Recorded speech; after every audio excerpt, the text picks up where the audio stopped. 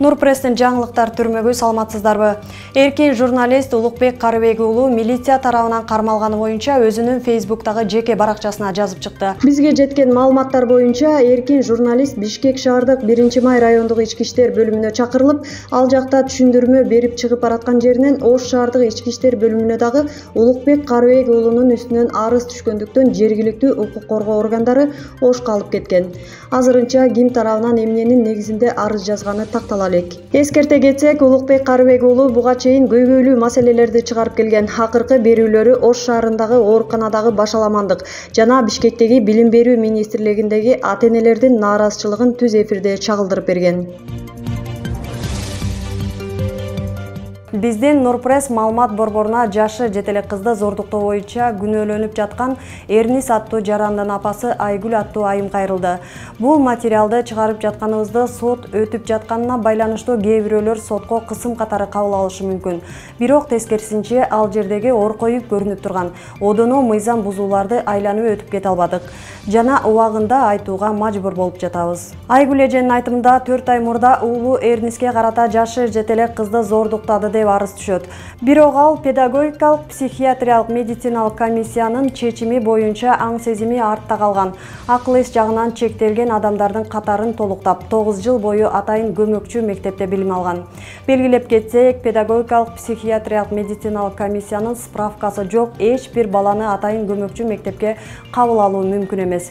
Дагы бир тактап кетчү жагдай, ал мектептин окуучуларын жыл сайын психиатриялык комиссиядан өткөрүп турат. Бирок аталган корутундусу турса дагы эмнегедир Жайыл районунун ички иштер башкармалыгынын тергөөчүсү өткөргөн соттук экспертизанын жыйынтыгы адамды сакадан согулуп чыгарган. Ушунча жыл акыл эси кем балдардын катарында болуп келген адамга соттук экспертизанын мындай жыйынтыгы таң калтырбай койбойт.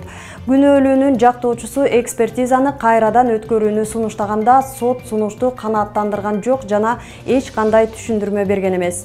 Эмнеге Жайыл райондук соту Кангелдиев Калыйнур Ратбекович ишти териштирбей жогорудагыдай көрүнүштөрдү аттап кетип жатканы түшүнүксүз.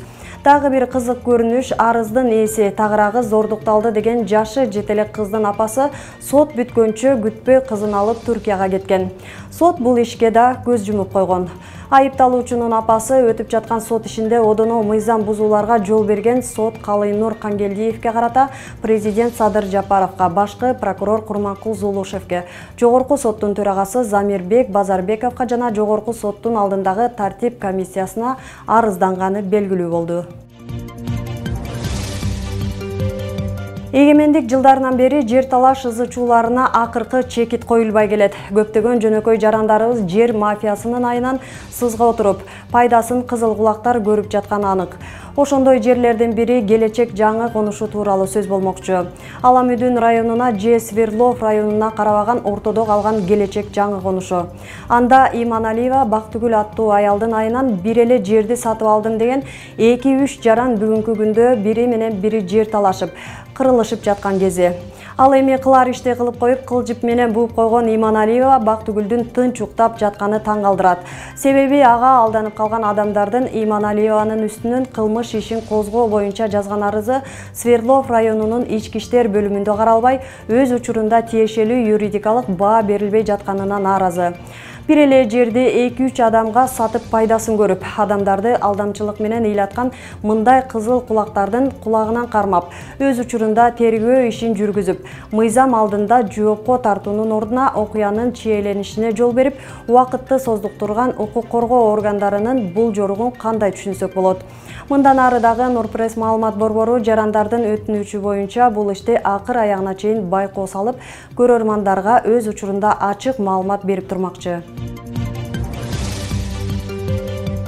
Казакстандын Астана шаарындагы соода борборунда казакстандык бокс боюнча дүйнөнүн экс-чемпиону Бейбут Шуменов тарабынан сабалган балалуу адам кыргыз жараны экендигин Кыргызстандын тышкы иштер министрлиги ырастады.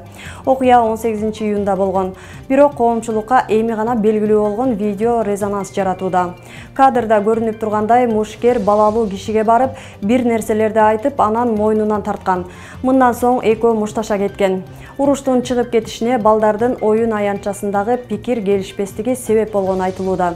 Алгаш жерине келген полиция кылмыш ишин козгогон эмес. Кийин жабырлануучу жактоочу жалдап кайрадан укук коргоо органдарына кайрылган. Мындан соң бейбаштык беренеси менен кылмыш иши ачылып, окуяга көз жумуп койгон аймактык полиция кызматкерине карата иликтөө башталган. Бала менен отурган адамга кол көтөрүү бул адамдын деңгээлинин эң төмөндүгүнөн кабар берет. Анткени ал бала жаракат алып калышы же психикасына доо кетиши мүмкүн.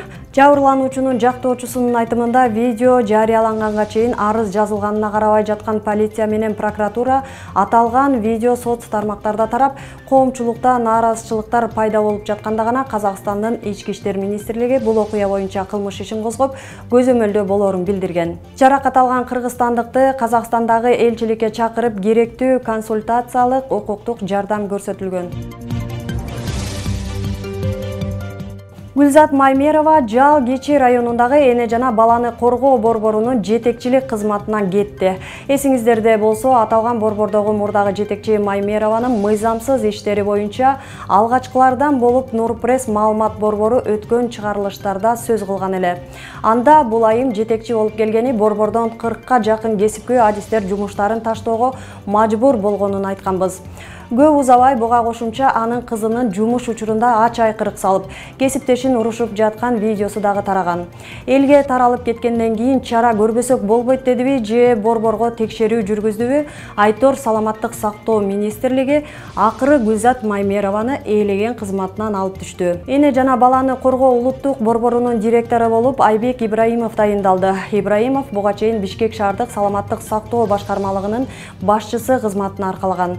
Эми жаңы жетекчи жогорудагыдай мыйзамсыз иштерге жол бербей, тескерисинче андай иштер менен күрөшүп, тууган таанышты эмес өз кесибин мыкты билген адистер менен иш алып барат деген ишеничтебиз.